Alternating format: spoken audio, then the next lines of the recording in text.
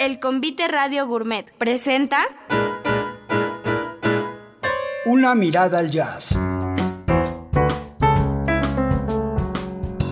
La escena del jazz en México desde la mirada fotográfica de Fernando Aceves. Una mirada al jazz.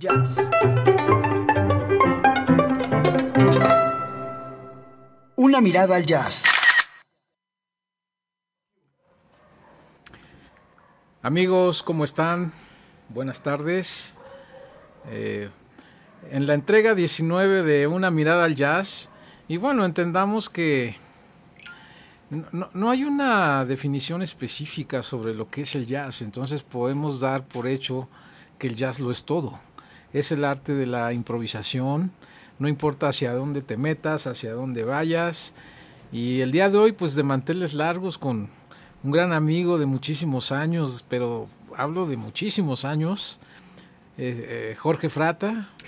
Bienvenido, maestro. Gracias, qué gusto, maestro. qué gusto rico, estar gusto. Aquí contigo, que nos hayas visitado aquí en estos terrenos de Portales, los terrenos de los hermanos Aguilar del Convite, que amablemente Delicioso, nos abren además. este espacio. Y pues ¿cómo estás? Muy Jorge? bien, muy contento, muy ¿Jorge o acalorado. Frata? Frata, pues estoy más acostumbrado al Frata que al Jorge. Poca gente sabe que te llamas Jorge. Exacto. O poca gente me dice Jorge. Oye, ¿y cómo has estado? Retomo la pregunta. ¿Qué ha sido de esa mente creativa que no para de crear, que siempre anda con ideas? Pues no tan creativo últimamente, pero... Pero No, te has dejado querer, ¿no? Vi que hiciste algo muy bonito el sábado he estado pasado. haciendo cosas y mucho en los últimos 2 años me dediqué a festejar los primeros 2 discos. Entonces como que me di las vacaciones de sacar algo nuevo y me he estado esperando porque, bueno, sería otra cosa eso, pero como que me dediqué a tocar los deslices los últimos 2 años y a estar con eso. Entonces me di las vacaciones como para no sacar nuevo. Ya tengo las rolas, ya tengo todo, pero también fíjate que no estoy muy cómodo con la forma de que se hace la música ahora y esta onda de los sencillos y que sea digital y no sé qué. Y que te vas a plataformas. Plataformas y Ajá. sacas una canción cada mes y eso, como que creo que soy de otra generación que no se acostumbra a eso. Y lo bueno es que nos realcanzó otra vez el vinil, ¿no? Entonces creo que me quiero agarrar de ahí para hacer un vinilo. Entonces pues no me ha alcanzado todavía, no tengo la fuerza, la lana y el rollo para hacerlo. Y entonces me estoy esperando a que sea así, a que salga un vinil. Y sí, tal vez sí sacar las rolas en lo que lo estamos haciendo como lo hace todo el mundo.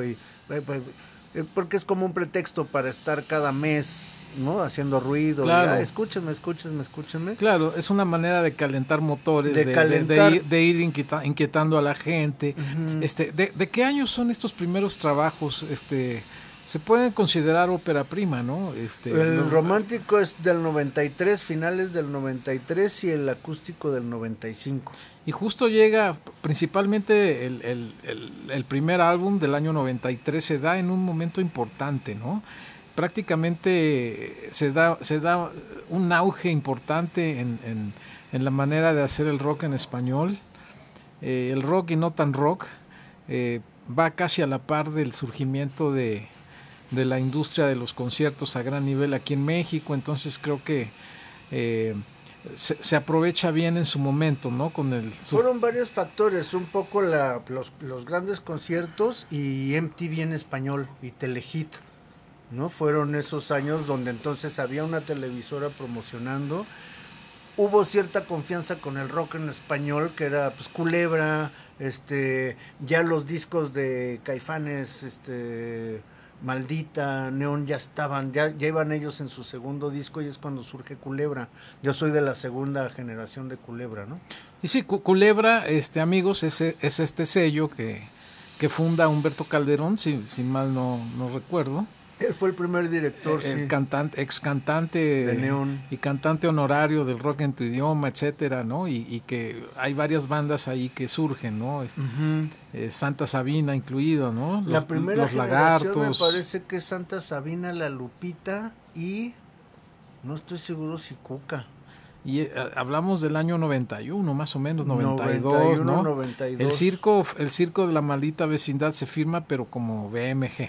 Ellos son BMG, ay, La Maldita, Caifanes,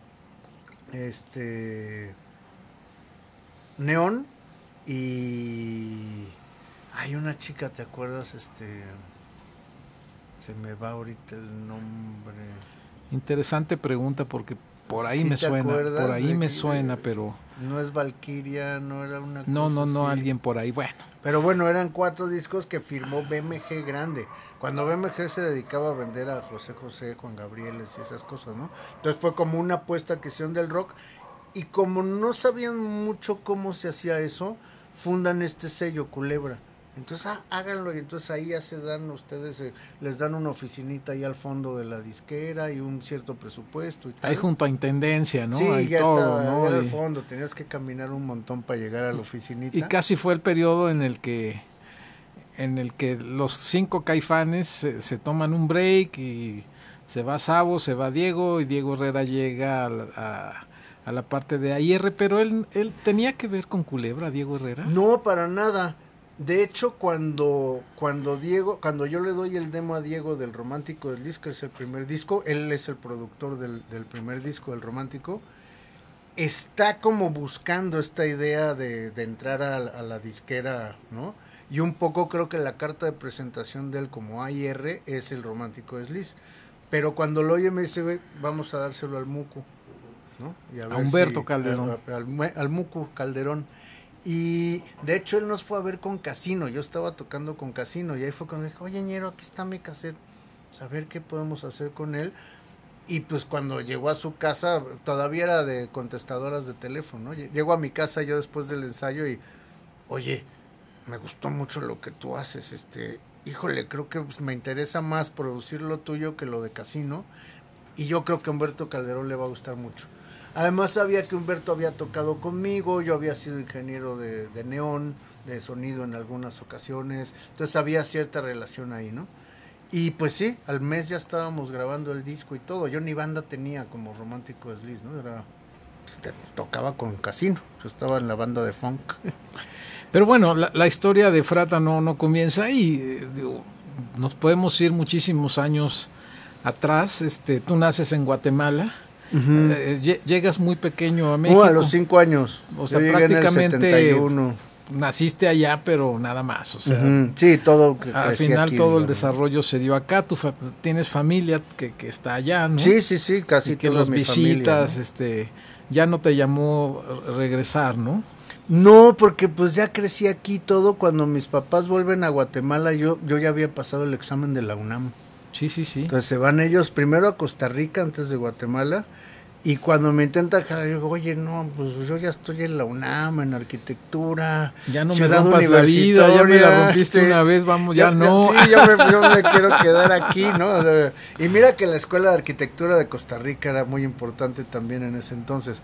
Pero como que también vi la oportunidad de vivir solo y todo, ¿no? O sea, en vez de irme a vivir solo, mis papás fueron los que se fueron, ¿no? Y hay pocos referentes de Guatemala, ¿no? Aquí en México, Héctor Navarrete es otro, ¿no? Navarrete es otro. Un gran baterista de mi que generación. por ahí tuvo sus quereres, pero hablando profesionalmente con Alex Intec, ¿no? Que tuvo una época... Tocó con Citec. En la época del Pesh, el guitarrista, creo que tuvieron okay. ahí, Intec ha sido un personaje interesante, hablábamos de él anteriormente, bueno, pero con Navarrete nada, ¿verdad? No, creo que nos hemos visto una vez o algo así, porque además él es del norte de la ciudad, ¿no? Sí, y él yo es siempre he sido Sateluco, sureño, entonces creo que por eso nunca hemos coincidido pero mucho. No hubo nada, ¿verdad? Creo que son dos mundos completamente diferentes, ¿no? Sí, no hemos coincidido, aunque nuestros papás se conocen muy bien. Ok.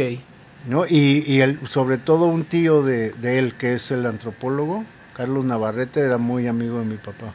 Que es el encargado de esa zona de Palenque, ¿verdad? Creo que él es el arqueólogo está por ahí, ¿verdad? Sí. Y el papá de Navarrete, no sé si yo lo tengo ahí como como algo así, no sé si es el inventor o el que tiene la patente de las tortilladoras. de las que hacen tortillas, ¿no? Eso creo que lo sabía yo desde chiquito y decía, órale, qué loco. Bueno, habrá que un día, un mano a mano. No sé si las inventó, las patentó, pero algo así, sí, que bueno, gran personaje. Y bueno, tú perteneces a una generación interesante, la veo interesante de gente creativa, que provenientes de un par de escuelas del sur de la Ciudad de México, ¿no? Que es el Colegio Madrid, el CAF, ¿no? El CAF y el Luis Vives eran como las tres escuelas, pues donde estaba un poco el exilio español y el exilio guatemalteco, salvadoreño, argentino, chileno incluso. Chileno, ¿no? Sí. Y de ahí viene gente como los Markovich, Exacto. Y bueno, no necesariamente exiliados, de ahí viene gente como los Cuarón también. Exacto. Gente muy creativa. Yo me sentaba en medio de Gustavo Markovich de un lado, el más chico de los Markovich, es escritor, y Carlos Cuarón del otro. Claro. Oye, Frata, ¿y a qué le atribuyes esa vena creativa de esa generación, específicamente de esos lugares? Pues no sé qué teníamos, yo creo que también era pues el bagaje cultural de nuestros padres. Hablamos de mediados de los 80s, más o menos, 80s, ¿no? Sí, yo entré al Madrid en el 78, salí en el 85, ¿no? Al 85 entro a la UNAM. Pero creo que tenía mucho que ver este crisol de comunidades, los chilenos, los argentinos, el intercambio de música, de literatura, de muchas cosas. Creo que a todos nos dio, incluso a los mexicanos, ¿no? Porque los mexicanos del Madrid, los mexicanos del CAF y los mexicanos de Luis Vives, pues era todos nos relacionábamos, ¿no? Entonces, como que no tenías una sola cultura, sino mamabas de todas las demás. Un crisol ahí interesante. Un crisol, ¿no? ahí de música, o sea, pues el conocer toda la música argentina, que no solo fuera Charly García, sino todo lo demás. Incluido el folclore, ¿no? Mercedes el folclore, Sosa, además, etcétera, y nos tocaba ir a las peñas y todo, porque además nuestros papás hacer eso. Todos recibíamos también mucha gente que venía del exilio, ¿no? Mi casa era un lugar santuario para mucha gente que salía de Guatemala y estaba un tiempo ahí en lo que se acomodaba. Lo mismo pasaba en las casas de todos los demás, ¿no? Entonces, generacionalmente nos íbamos nutriendo y pues este sentido social de sobrevivencia un poco y de que estás ligado a cierta información, ¿no? Todos teníamos esta vena, hicieras lo que hicieras, pues estabas políticamente amaestrado, ¿no? A estar, ¿no? Defendiendo la vida, defendiendo las causas, y eso te hace también ver el mundo de otra manera, ¿no? Claro, porque muchos de estos personajes o sea, el arte no se dio así exclusivamente, sino también podemos ver a personajes de la política actual que también vienen de ahí, ¿no? Uh-huh. Sí, bueno, ahorita muchos pues a mí me tocó el CEU de la presidenta, ¿no? Aunque yo era de los chiquitos ahí todavía, pero ahí estábamos en las barricadas y defendiendo la escuela pública, las no cuotas y todo eso. Y ahorita los estás viendo en las esferas de poder, ¿no? Y es la gente que se educó con nosotros de alguna manera, ¿no? ¿Y sientes una identificación por estos personajes? Hablando un poco de los orígenes, yéndonos a los orígenes, quizás tengas una perspectiva de entendimiento mayor, ¿no? Yo creo que sí, y bueno, pues es que eran las mismas causas, ¿no? De alguna manera, claro. O sea, era así natural que peleáramos por algo, que apoyáramos a los zapatistas, que apoyáramos las revoluciones centroamericanas, ¿no? Que estuviéramos inmersos en todo eso. Y de alguna manera sentir que tu generación ya está formando parte de lo que antes tú veías como los grandes, ¿no? Claro. Y son los que están ahorita en la esfera de poder, de alguna manera, claro. ¿no? Y en ese entonces mucho enfoque hacia lo cubano, hacia la guerrilla en Nicaragua, en El Salvador, en Guatemala, y bueno, y ya en retrospectiva, Frata, ya con los cambios que se han visto en la región, ¿habrá valido la pena todo eso? Yo creo que sí, o sea, obviamente siempre uno quiere más, ¿no? A nivel ideológico, ¿no? Sí, uno quiere más y a mí si me apuran, yo lo dije en el concierto de la otra vez, yo sí, yo sí apoyo la transformación y todo, pero sí me queda corta, o sea, yo sí, si me empujas, yo sí soy más zapatista, ¿no? Y sí me gustaría que fuera más de izquierda y que fuera más radical el asunto, ¿no? A mí el pragmatismo que traen no me tiene muy contento porque pelear toda tu vida para sacar a unos para que luego los vuelvan a meter, ¿no? Como que no, a quién le puede gustar, pero bueno, no soy yo el que está en eso, ¿no? Yo creo que son decisiones y políticas que, ¿no? Cuando oyes que las ajenas al arte sí, como tal, ¿no? Pues sí. Oye, y ya regresando a la música, ¿en qué momento tienes el primer contacto? Que me supongo es por esa época, cuando formas algún primer proyecto, ¿con quién lo formas? ¿Qué recuerdas? Bueno, fue en el Madrid, aunque yo empecé a estudiar guitarra como a los 8 años, 7, 8 años, mi mamá como que pues, no quería que anduviera mucho en la vagancia y en el fútbol, en la unidad donde vivía y todo, entonces... ¿En qué unidad vivías? En el Altillo, Okay. En Universidad Claro. y Miguel Ángel. Claro. Bueno, ¿Dónde estaba Bon? entre Justo ahí. Copilco, ellos vivían muy cerca, pero vivían más bien en Coyoacán. Claro, claro. Sí, ellos vivían en Canadá, me parece que era la calle. No sé si todavía sigan teniendo el estudio ahí. Pero bueno, nuestros papás eran muy amigos, los papás de Bon y mis papás. Y yo entro al Madrid por recomendación de los claro, papás de Bon. la casa de los Lara, por supuesto. Ajá. Sí, llegué a estar en alguna fiesta por ahí. Pues una vez que yo Llegamos a coincidir sonoricé a los Marillion ahí. Ah, ¿te acuerdas? En En el esa jardín, fiestita por bien supuesto, padre. ¿no? Y a mí Que- me tocó ser ingeniero de sonido Bueno. de...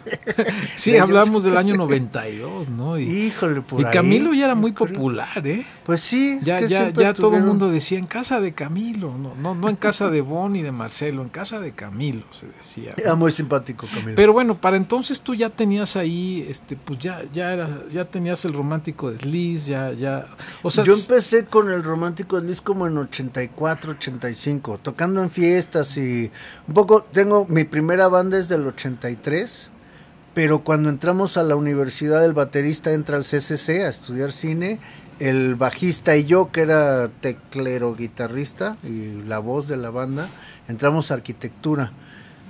Y pues la universidad te consume, entonces como que ya no ensayábamos, ya no nos veíamos, entonces yo ahí digo, no, pues una cajita de ritmos, más tecladitos, y entonces es cuando me convierto más en tecladista que en guitarrista, ¿no? Pero yo había estudiado guitarra clásica y contemporánea con el maestro Ernesto García de León, pero pues como que la necesidad me hizo, no, pues los tecladitos y todo, que en ese momento hay una cajita de ritmos, entonces para yo poder hacer solo las cosas sin necesidad de juntarme con más gente, ¿no? Y empiezo a armar el romántico desliz, que era yo haciendo todo, fijándome mucho en Eurythmics, Soft Cell y estas bandas que era el tecladista con alguien que cantaba, ¿no?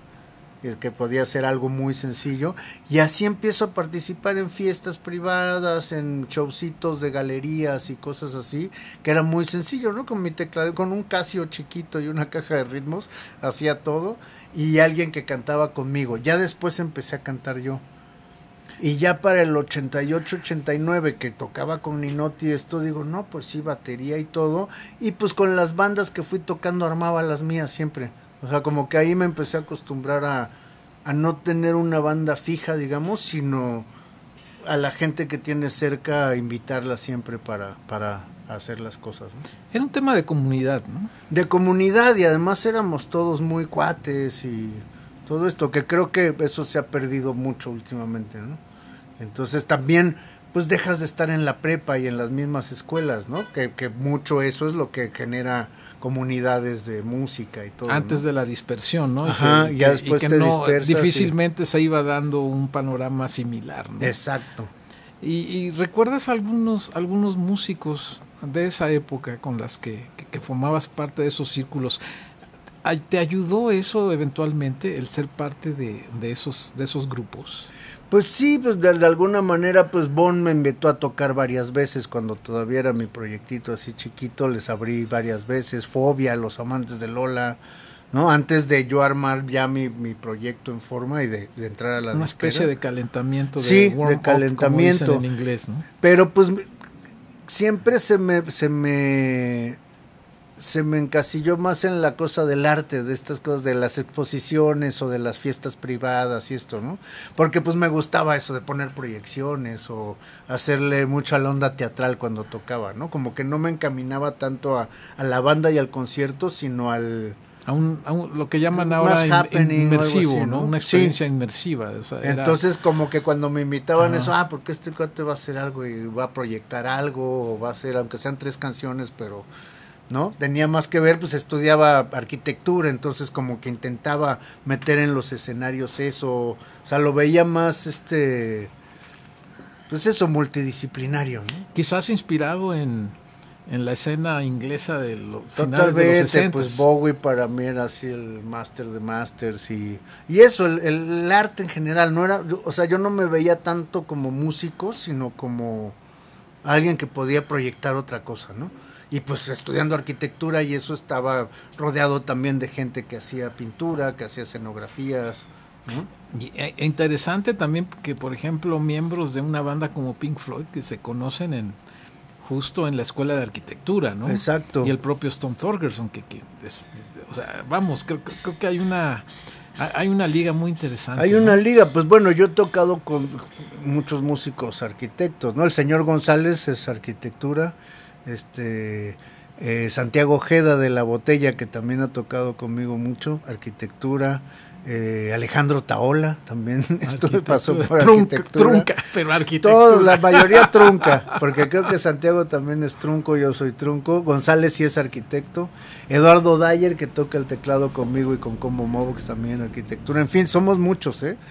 Cuando ya te pones a analizar, muchos pasaron por ahí o por diseño gráfico o comunicación, ¿no? Que esta carrera setentera que te abría como la onda para poder hacer, cuando no sabías qué ibas a hacer, pues comunicación. Y te llevaba a otros lados, ¿no? Y era una escena casi en su totalidad de hombres, ¿no? Sí, tristemente sí. Tristemente sí, costó mucho abrir el espacio a las mujeres, ¿no? Que se abrieran espacio, pero era club de Toby, generalmente, ¿no? Pero al final las musas las tenían, o sea... no, ahí estaban. Finalmente ahí tenías el apoyo ahí de alguien. Alquimia. Siempre, ¿no? Era la que te quería decir hace rato. ¿Te acuerdas de Alquimia? Sí, Alquimia. Que fue el otro disco que salió con... Ahorita justo te viene a la mente cuando tratamos esta parte, ¿no? Y bueno, y por eso Santa era tan peculiar, ¿no? Porque tenía una vocalista y era difícil ver mujeres dentro de la música. Y una mujer como Rita, ¿no? Que era una catalizadora, sin duda, de que decía, tú vas bien acá, y tú acá, y tú acá, y tú acá, tú ya no, tú sí, o sea... Y venía del teatro además, ¿no? Claro. No llegó directamente a la música, sino venía del teatro. Del teatro. Y ahí es cuando se conoce con los músicos, ¿no? En una obra en Kafka, en el Teatro de Arquitectura, justamente. ¿Nunca te pasó por la mente o nunca viste ahí algún momento de poder estar en ese laboratorio que lo era Santa Sabina? Pues eran más chicos que yo, porque Poncho estuvo en el Madrid también, Pablo Valero o Taola, pero son como 5 años menores que yo. Pero ya se ven como 20 más que tú, ¿no? Es que se fueron por la terracería. Y yo sí me echo cremita. Sí le inviertes. No, tampoco, pero sí, no, es que también gruesos, esos eran gruesos. Pero ahí Pablo Lac también es del Madrid, pero ellos, híjoles, ¿no? O sea, estaban muy acelerados, ¿no? Muy interesante esa generación verdes, cineastas, músicos, políticos, exacto, etcétera, ¿no? Y bueno, muchos... el Gatell tocaba con Poncho en ese entonces. Gatell es más chico que yo y se ve más grande que yo. Sí, pero es de la generación de los Sabinos. Sabía que tenía ahí su y grupo tocaba de la rock, flauta, ¿no? transversa en uno, creo que se llamaba Cantera ese grupo, que era instrumental progresivo, con Ponchito y el doctor Gatell. Como dicen por ahí, quien ama a los animales y a la música no puede ser mala persona. Exacto, es lo que se dice. Exacto.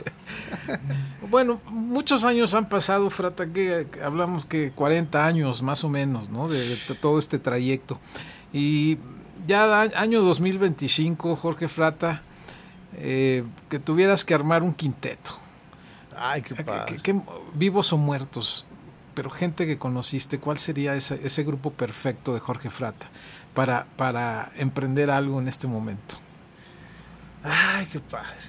Pero mira, al Julito Díaz lo reviviría 10 veces, porque además tocamos mucho tiempo con Julio y nos entendimos muy bien, ¿no? Era una base muy padre. Julito Díaz, pues el Maroto, siempre me ha gustado mucho tocar con Maroto. Otaola en la guitarra, me encanta, ¿no? Me encanta cómo toca. Y bueno, y Jacob, con el que toco ahora, que me fascina, el Gustavo Jacob, que es una bestia tocando guitarra, además con mucho gusto musical y todo. Y ¿cuántos llevo ya? Van 3. Guitarra y un tecladista. Sí. ¿Qué sería un tecladista? Pues alguno de los yaceros buenísimos que tenemos, ¿no? Que todos son unas bestias, la mayoría.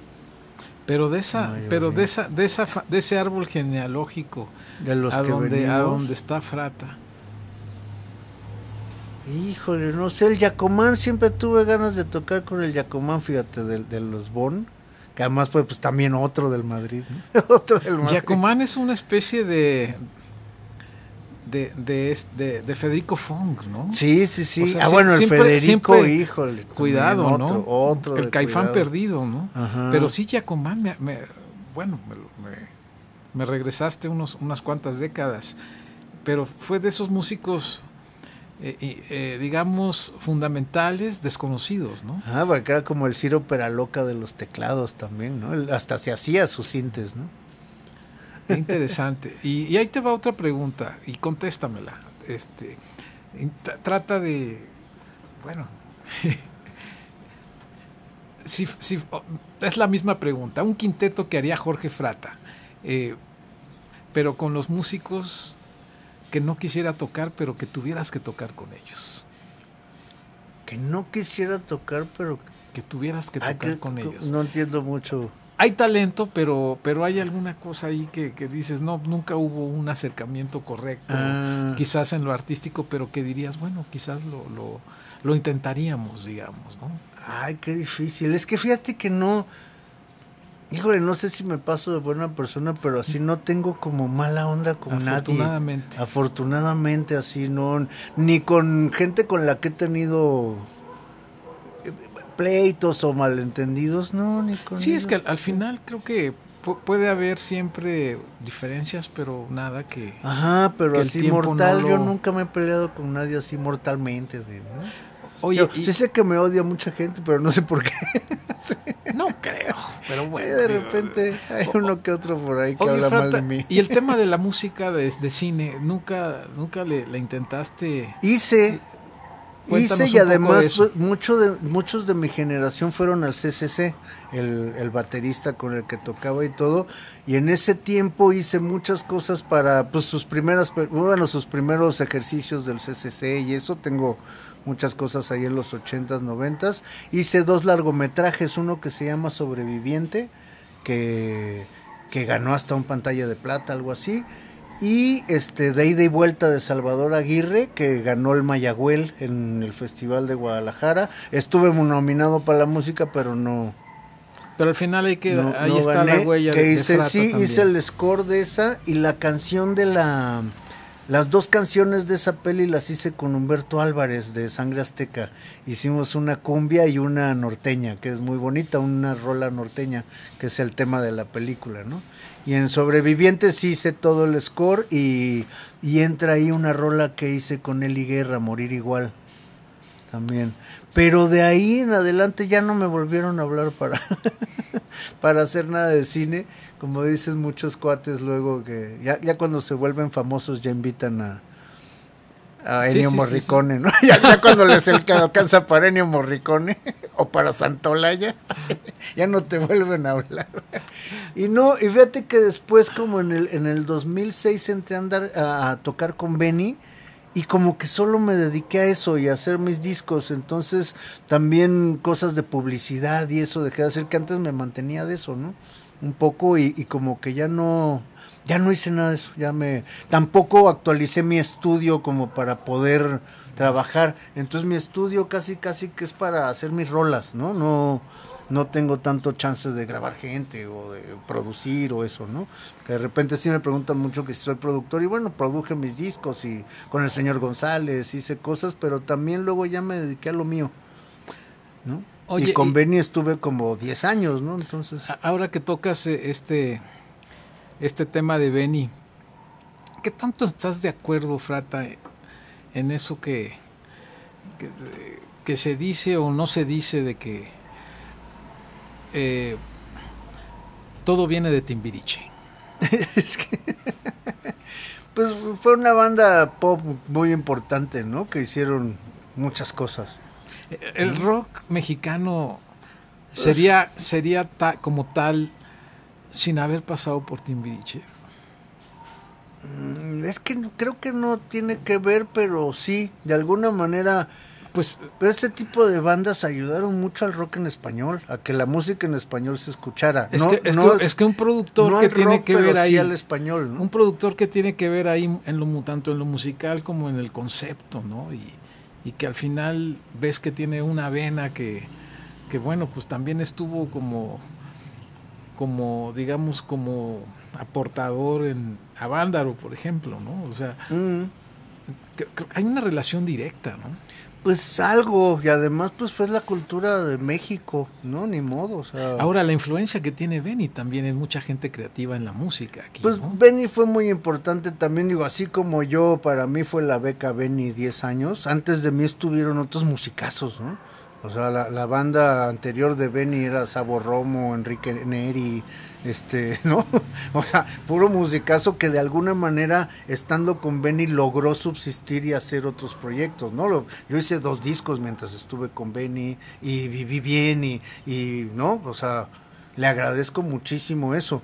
Y creo que así mucha gente generacionalmente ha podido hacer sus cosas y hacerlas bien, ¿no? Y además es un personajazo padrísimo, claro, inteligente, padre. A mí me tocó una gran familia porque además pues todos éramos casi hermanos cuando... Y un alma que ahí, ¿no? que se ha sabido mantener pura, ¿no?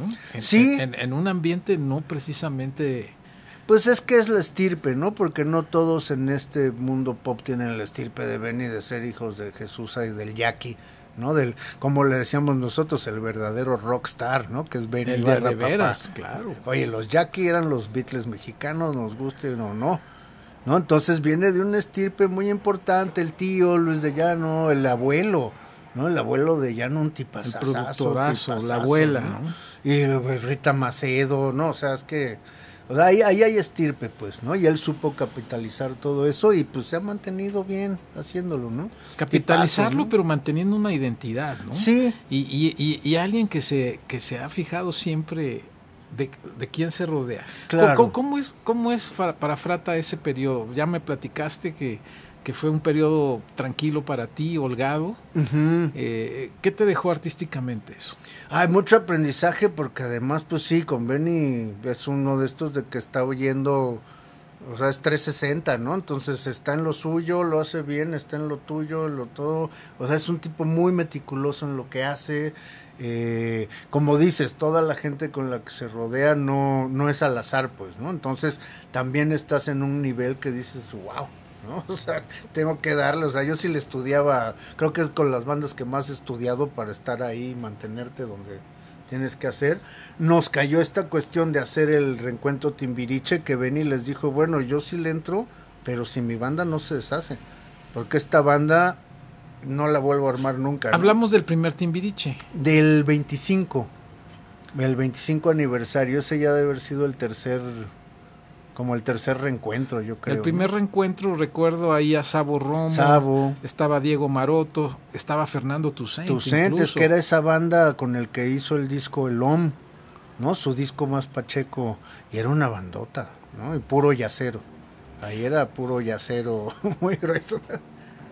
Y sí, interesante la apreciación de Benny también, que decía que le parecería interesante escuchar esas canciones con este tipo de músicos, ¿no? Y bueno, ¿qué es rayar para ti entre el jazz y el rock y el no tan rock, el pop también? ¿Cómo metes todo eso en esa licuadora y ¿Cómo definirías ese resultado de mezclas? Pues yo siento que hago una fusión, ¿no? Y también un poco fusión y como diría José José, uno no hace lo que quiere, sino lo que puede hacer. Entonces, en mis limitaciones como músico, es lo que logro hacer, pero nunca me fijo, ay, voy a hacer jazz, voy a hacer funk, voy a hacer pop. O sea, creo que hago lo que me sale y de lo que escucho, ¿no? Yo sí soy una esponja musical y entonces no, como que nunca me he tratado de meter con, ay, soy de los grupos rock, o soy del funk, o soy del tal, ¿no? Entonces tampoco he tenido una identidad, ni con Culebra, pues, porque dentro de Culebra yo no encajaba con los demás grupos, ¿no? O sea, no sabía nunca dónde meterme a mí. Dentro de, ay, pues este güey, si es, no, pues con la Lupe no, pues ni con Santa, ¿no? En ese entonces, o sea. Digamos que era una especie de bonus track el que. Pues a mí me vendieron la idea que iba a ser el Miguel Bosé de Culebra, imagínate. Entonces dije, bueno, pues, ok, pero pues ni eso. Así. Y nos pasó pues Briseño nunca supieron qué hacer con él, ¿no? Con Gerardo Enciso tampoco, ¿no? Como que dentro de Culebra bueno, el mismo Jaime López estuvo por ahí, tampoco supieron qué hacer con Jaime, ¿no?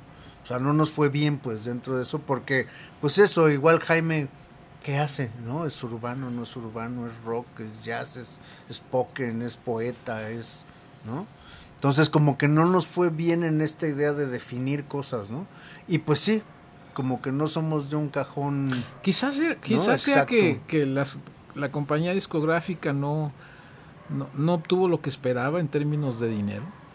Lo que pasa es que lo tuvieron con otras bandas y les fue más fácil, ¿no? Porque acuérdate que fue este crossover donde el rock hasta empezó a aparecer en la revista Eres, ¿no?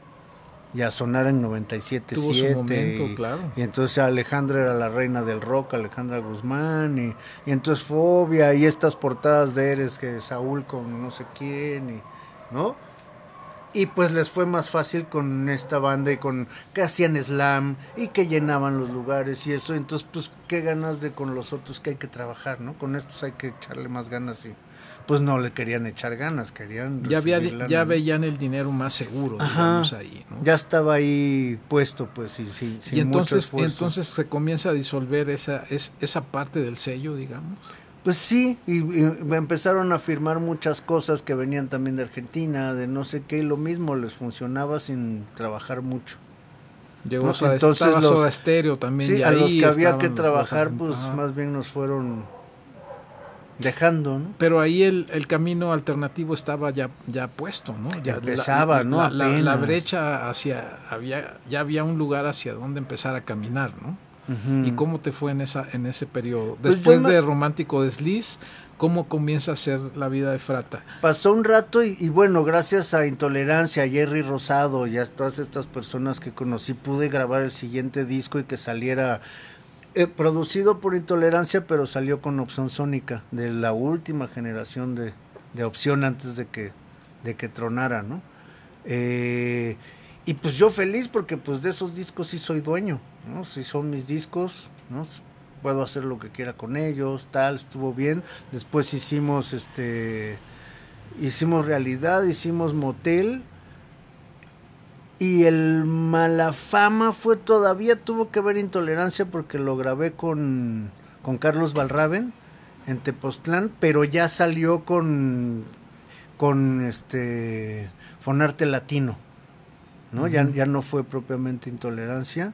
Y el último lo hice yo ya así por mis medios, que fue el último que pude hacer cuando todavía estaba con una gran edición limitada que hiciste, ¿no? Del Malafama. Había un arte ahí muy sí, del Malafama todavía, ¿no? Todavía. Ahí pues todavía tenía lana pues, de venir de Timbiriche y de Beni, y me estaba apoyando Alex Bauer, que estuvo la hizo como de mi manager un tiempo y me estuvo apoyando después de que terminamos de hacer Timbiriche.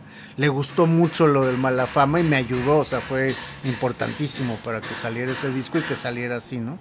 Incluso hice Vive Latino y todo gracias a que Alex empujó ahí, porque después ya no me volvieron a abrir la puerta. Claro, y ¿cuál es el siguiente gran trabajo de Jorge Frata? Ay, no sé, esperaría que fuera un gran trabajo lo siguiente que tengo, ¿no? Las canciones que vengo ahí guardando bajo el brazo, pero también ya llega una edad que ya no estás por hacer el gran trabajo, sino realmente seguir haciendo lo que haces, ¿no? Sin pensar que va a ser el éxito, ya a estas alturas ya voy a cumplir 59 años, entonces ya no estoy tampoco como, ay, ahora sí voy a triunfar. Creo que ya también lo que uno hace ya lo hizo y yo con estar, ¿no? Con seguir haciendo, estoy contento, o sea, no sueño así en, ay, ahora sí me voy a ganar el Grammy. Es más, nunca he concursado por un Grammy, ¿no? Pero más allá de esperar todo esto que mencionas, ¿qué te haría feliz en un proyecto musical nuevo? ¿Cómo lo harías? O sea, ¿lo tienes pensado? ¿Tienes ahí alguna idea, una visión? No, más lo que me gustaría es trabajar con holgura, un poco como lo hice con Benny o eso, que nunca me ha pasado. Siempre cada concierto, cada temporada de conciertos que hago, puta, me tengo que romper la madre y apenas si sale uno tablas, ¿no? Salir tablas ya es un éxito, ¿no? Y entonces tener de repente una gira pudiendo hacer lo que quieres y sobre todo dándole trabajo a gente, ¿no? De repente sentir que no eres solo tú, sino que de repente 40 personas puedan vivir de lo que tú haces y tú también, y que el resultado en el escenario y todo sea satisfactorio para todos y para la gente que te ve sin estar sufriendo, ¿no?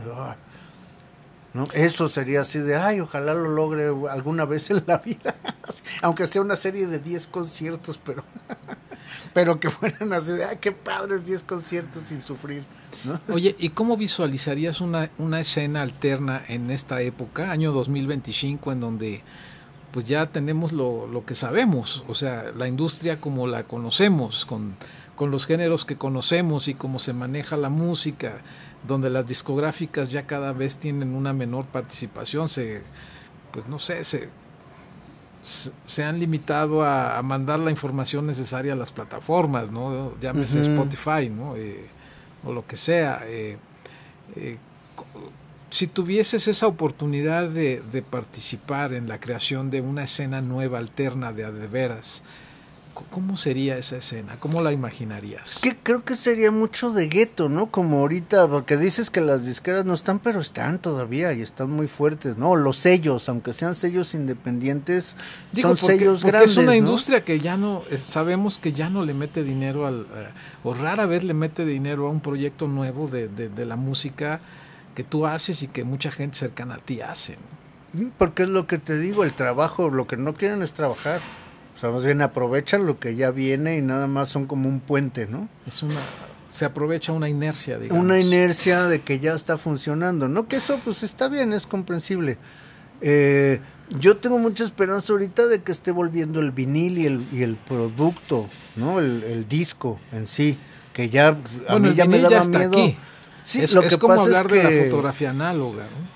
Es un poco eso que todavía hay, ¿no? Tú todavía compras rollos que y ya no estaba y que de repente ves que está ahí, o sea, y eso me interesa. Nunca se ha ido, pero vamos, pero que vuelva a cobrar valor el objeto. Que existe un mercado de lo análogo nuevamente. Porque además tú ya escuchas la música que es más, ya no puedes escuchar tanta música, ¿no? O sea, yo me vuelvo loco cada vez que abro las plataformas y los viernes oyes todo lo nuevo. Antes sabías que salía un disco y lo podías oír un mes y medio después que alguien lo traía o que lo empezaban a sonar una canción en el radio y te tardabas mucho tiempo. Ahora es a la medianoche del jueves tú puedes oír todo lo que estrenó todo mundo mundialmente, ¿no? Eso lo ves como tiene que ver como una ventaja. Puede también, ser una ¿no? ventaja, pero a la vez es demasiada información. Es ¿no? como haber tenido acceso a todos los viniles que salían en ese entonces. Pues sí. Que solamente siendo una persona muy rica podrías tener acceso a todo eso al mismo tiempo. Tus amigos, ¿no? Que viajaban al gabacho, que iban a Europa y traían los discos y tú llegabas con tu cajita de cassette vírgenes a grabarlos, ¿no? En su casa. Claro. ¿No? Y ya te ibas y wow, y ya los tenías cassette. Y se empezaban a rolar los cassettes y esto. Entonces es una ventaja, pero a la vez no.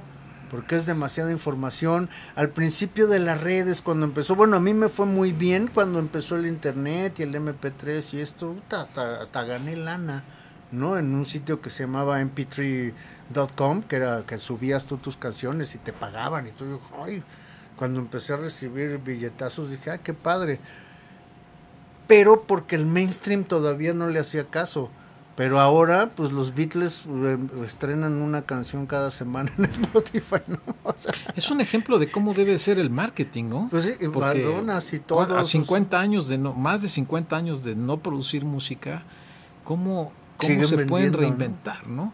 Y regresando a la pregunta, ¿cómo mirarías esa escena de gueto que dices? ¿Cómo funcionaría? ¿Cómo estaría estructurada? ¿Cómo se tocaría la música? ¿En dónde se tocaría?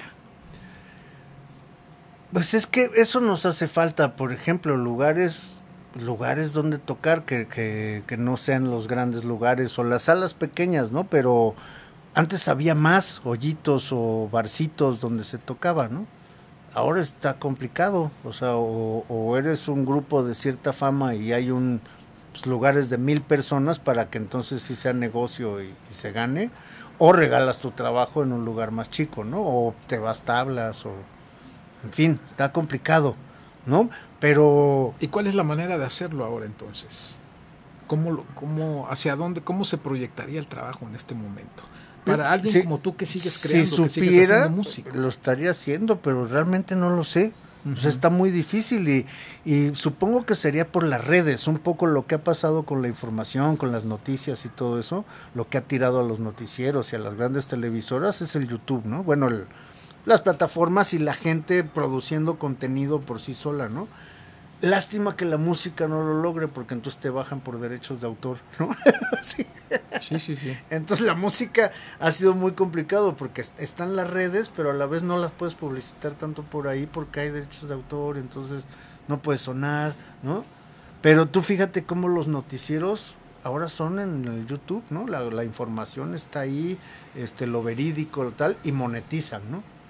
De alguna manera están viviendo de eso, ¿no? Entonces no sé si por ahí la música lograría algo, ¿no? Un poco un Tiny Desk, pero que sí te dejara lana, ¿no? Oye, ¿y la línea del productor cómo la miras? Frata como productor, hacia qué tipo de artista mirarías? Pues fíjate que como que me alejé de eso y entonces ya no estoy como en ese radar de yo podría ser la llave de alguien. No me veo ahí. O sea, tendría que confiar mucho el artista en mí, ¿no? Ser mi fan para decirme que sí quiero que le metas tu rollo, ¿no? Pero me alejé, o sea, como que dije, no, pues apenas puedo con lo mío. Y si yo no sé qué hacer con lo mío, ¿qué le voy a decir a estos? ¿No? Y bueno, tus letras sigues escribiendo, escribes sí. Algo que ahí está. Sí, tengo canciones y todo. Y te digo que mucho también, como que no hago canciones pensando en lo que estoy haciendo, sino random. Entonces de repente hay canciones que no tienen nada que ver con lo que hago yo en vivo o con el Frata que soy en vivo. Entonces de repente hasta me quiero disociar de mí, decir, no, pues me gustaría hacer otro proyecto donde pudiera hacer este rollo que va para otro lado, o el rollo electrónico también que me gusta mucho, que no tiene letra, que es otra cosa, ¿no? Pero de repente, pues ya estás en un cajón donde no te puedes mover mucho, ¿no? O sea, yo tengo que hacer canciones de Frata para Frata. ¿Tal? Y pero eso consideras entonces, que a veces puede ser te amarra y a veces no. Vamos, y eso podría considerarse un terreno fértil para la creación, justamente, o sea, terreno fértil para la reinvención, quizás, no sé, o sea, no un tema de Frata cantado por Silvana Estrada, por ejemplo. Eso está increíble. Por desgracia nadie, de repente 2 personas han cantado canciones mías por ahí, ¿no? Pero estaría padrísimo, pero mucho de eso se trabaja ahora por disqueras y por managers y estas cosas, ¿no? No creo que muchos de los duetos que escuchemos sean porque, ay, mi amigui, y te admiro, vamos a hacerlo, sino son disqueras diciendo, tú deberías de estar con este y este nombre con este nombre y esto con esto, o sea, mucho de negocio, ¿no? Mucho es marketing a final de cuentas, gente que nunca te imaginarías que, es más, que ni siquiera se conocen, ¿no? Que igual y hasta se mandan los tracks y están juntos porque la disquera dijo, porque la oficina dijo, o un poco el booking ahora, porque los del booking eso, son las, los que las manejan agencias mucho, que ¿no? han que ya también se han vuelto agencias de management y disqueras y todo, o sea, es paquetes integrales y que hacen que el músico se olvide de todo y se concentre en tocar. Sí, que está bien, qué padre. Ojalá. Pero si te fijas cuando analizas los festivales y eso, pues 3 managers son los 3 managers de todo el festival, ¿no? Ahí la señora fue visionaria, ¿eh? ¿Cuál señora? La innombrable. Sí.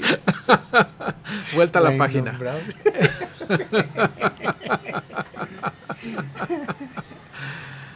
Oye, Frata, y esta idea de las 5 mujeres que me pareció fantástico, esto que presentaste el fin de semana pasado en el Foro del Tejedor.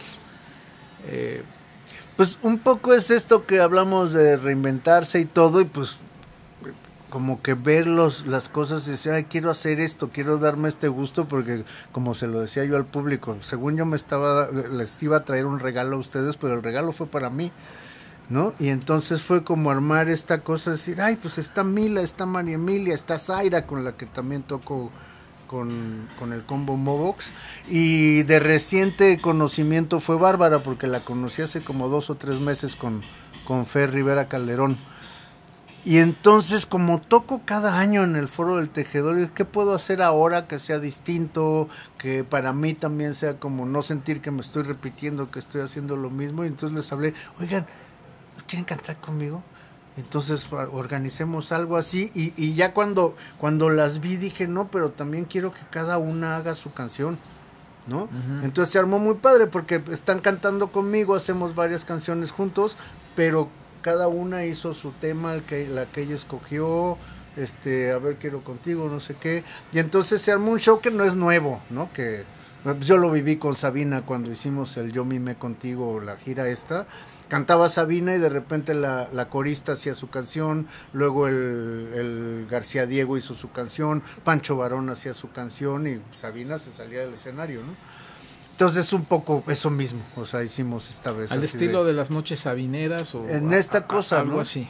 Pero estuvo muy rico, el público lo disfrutó, yo las disfruté a ellas muchísimo y pues nos divertimos mucho. Y siento que fue un concierto nuevo para mí, nuevo para el público que me va a ver al Tejedor. Ya son muchos años de tocar en el Tejedor, ¿no? Yo creo que espero seguirlo haciendo 1 o 2 veces al año todavía, pero es un reto para mí porque ya lo he hecho tantas veces que no me quiero subir a hacer lo mismo cada vez que subo, ¿no? Entonces siempre o cambio los músicos o cambio el esquema, a veces voy solo, a veces voy con toda la banda, y esta vez fue como la forma de reinventarme, ¿no? Y estuvo gozosísimo.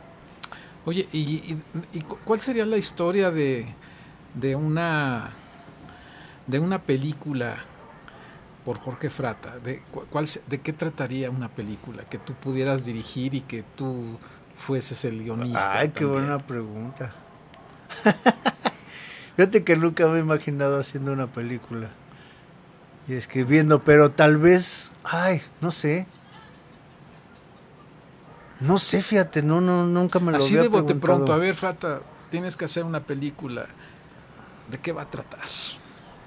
Híjole, pues creo que me metería en una historia ya escrita, tal vez como adaptación de alguna novela o algo así, ¿no? No sé si haría algo nuevo, si tuviera la oportunidad de hacer una peli, pero no, nunca me lo he preguntado, nunca había pensado yo haciendo una película. Y me gustaría, claro, o sea, pues digo, ay, ¿por qué no? Qué padre. Pero pues creo que sería eso, adaptaría algún buen libro, una cosa así. ¿No pensarías en hacer la historia de un perro y sus aventuras? Eso podría ser, porque además soy amante de los perros y amo a mis perritos y a mis gatitos. Es que sí, como seguidor tuyo en redes sociales, platicas unas historias visuales muy, muy interesantes justamente sobre tu perro. Y digo, bueno, ¿por qué ¿por qué no hacer una película del perro de Del Frata? perro. Sí. No, o un poco así Vista de desde esta el punto cuestión de vista del perro, o sea, visto desde su... o del amor entrañable de dos personas o Claro, de es que- una persona con su perro, porque también es algo muy grueso. ¿no? Claro, porque estar en un río ahí remoto, ¿no? Lejano y el perro en la lancha observando al infinito. ¿no? Ajá. Es que además, fíjate que el perro tenía mucho tiempo sin tener animal de compañía. ¿Cómo lo conseguiste? En la pandemia, justo ¿Te cuando lo empezó la encontraste o cómo pandemia, estuvo eso? sigo a muchas cuentas de rescatadores de perros y estas cosas y ayudo luego así de, ay, oye, están dando en adopción este gatito, este perro, no sé qué. Y de repente me apareció el ahora llamado Yaco en una foto y me acuerdo que me le quedé viendo hacia la foto y dije, no, este perro ya me ganó. O sea, como que me vio, le escribí cuento y me interesa. Sí, pero a las 2 horas estaba yendo por el perro, porque él como que me conocía también, porque ves que luego no es tan fácil adoptar, ¿no? Es casi como una adopción de un niño. Sí, ¿no? sí, te preguntan un montón de cosas, pero por suerte él como ya nos seguíamos y todo, me conocía y me tuvo la confianza y todo. Y pues el perro fue mi salvador, porque yo me acababa de separar antes de la pandemia, bueno, casi semanas antes de la pandemia. Entonces fue una compañía impresionante, que además pues eso, fueron 2 años de estar pegaditos, ¿no? O sea, toda la pandemia y compañía y todo, y como que me humanizó mucho, porque yo estaba ya muy desesperado de la vida y muy desencantado, ¿no? De lo que estaba haciendo, de todo, y el mundo como que no estaba muy, muy padre para nadie, ¿no? Y entonces como que el Yaco llegó a cohesionarme en la vida y a darme un corazón que yo ya tenía perdido. Y tuvimos chance de viajar mucho, fui a Guatemala 2 veces con él en carro, ¿no? 3,000 kilómetros de carretera con el perro, ¿no? Y eso, y playas, y ir a todos lados, y pues es como mi hermanito, ¿no? Mi hermanito y mi salvador, realmente lo veo así, ¿no? Como alguien que llegó a salvarme de la oscuridad. Pues, y eso sería una buena historia para, por lo menos un cortito. Pues Jorge Frata, qué gusto tenerte aquí en este lugar, en el Convite Radio. Gracias por estar aquí nuevamente. No, hombre, al contrario, a los buenísimo. hermanos Aguilar, que siempre amables y abiertos a cualquier cosa. Lugarzazo, a más amantes de la música, ¿no? Se les además, agradece ¿no? muchísimo. Y bueno, y donde nos damos cuenta que pues el jazz lo es todo, ¿no? Es como hablar un poco del rock, pero en otra, quizás en otra dimensión. Otra dimensión, yo siento que es más profundo el jazz que el rock es una actitud, ¿no? Así es, y bueno, al final ya hay yaceros rockeros. ¿Cuál sería la diferencia para ti entre el jazz y el rock? Tú que te has movido por los dos lados. Creo que el jazz es más cercano a la música que el rock, por eso te digo que el rock es más una actitud, que puede ser en la música o en la vida o no. El ser rockero no necesariamente es que seas músico de rock, ¿no? Puede ser un jazzero rockero, pero el jazz creo que sí es fundamentalmente un jazzero, tiene que ser músico. O sea, no puede ser jazzero en la vida sin ser músico. No sé si se entiende lo que quiero decir. Sí, pero creo que es más profundo. El jazz es una cosa más profunda que se lleva más adentro, y tal vez el rock es más hacia afuera, una actitud hacia los demás, hacia muchas cosas, y el jazz se vive internamente. Creo que podría ser más o menos así, que uno hacia adentro y uno hacia afuera. Y el compromiso del jazzero creo que es mucho más grande hacia su instrumento y todo que el del rockero, que luego hay mucho rockero que no tiene compromiso con su instrumento, ¿no? Y no es mala onda, o sea, no es crítica porque se puede, pero creo que el jazzero sí está bien comprometido con su instrumento, con su persona y con lo que va, ¿no? ¿Qué digo? Al final el azote existe en los dos géneros, Sí, pero el músico, bueno, el así músico seas es el hasta músico. de corrido tumbado, eres azotado. Eres tumbado. No, hombre, pues qué honor nuevamente. Muchas gracias, Frata, Fer, nos qué hacía padre. falta esta charla, ¿no? Sí, Creo qué padre. Mucho tiempo de repente de no vernos, pero pues ya sabemos que ahí seguimos. Amigos, hasta la próxima. Baigón. El Convite Radio Gourmet presentó Una mirada al jazz. La escena del jazz en México desde la mirada fotográfica de Fernando Aceves. Una mirada al jazz.